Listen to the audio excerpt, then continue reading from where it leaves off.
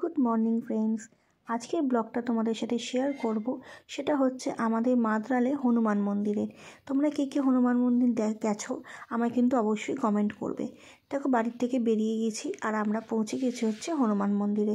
এখানে বজরংবলীর শোয়া মূর্তি রয়েছে, যেটা কিন্তু খুবই পবিত্র এবং খুবই জাগ্রত। তোমরা যারা যারা দর্শন করোনি তাদেরকে আজকে কিন্তু দর্শন করিয়ে দেবো। দেখো, এখানে আমি, আমার মেয়ে আর আমার হাজব্যান্ড গেছিলাম, আর আমার মাও গেছিলো।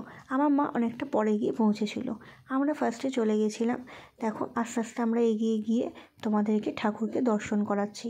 তোমরা যারা যারা দর্শন করোনি অবশ্যই তোমরা দর্শন করে নাও। বাবা কিন্তু এখানে খুবই জাগ্রত। আমরা যেহেতু সন্ধ্যাবেলা গেছিলাম, সেই সময় কিন্তু পুজো হচ্ছিল এবং আমরা কিন্তু সন্ধ্যা আরতি দেখে তারপর বাবার আশীর্বাদ নিয়ে তারপর এসেছিলাম।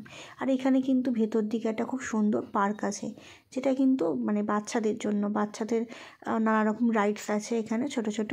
জাস্ট তোমরা যদি সন্ধ্যেবেলা বা বিকেলবেলা শীতের দিনে যাও তোমাদের বেশ ভালো লাগবে।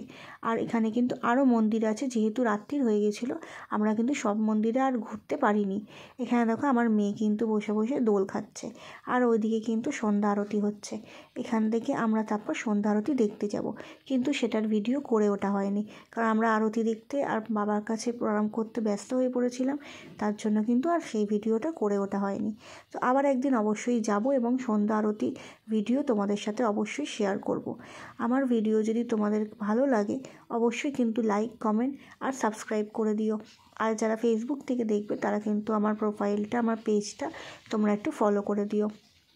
আমার মেয়ে কিন্তু দেখো এখানে খুবই আজ আনন্দ করেছে। Thank you.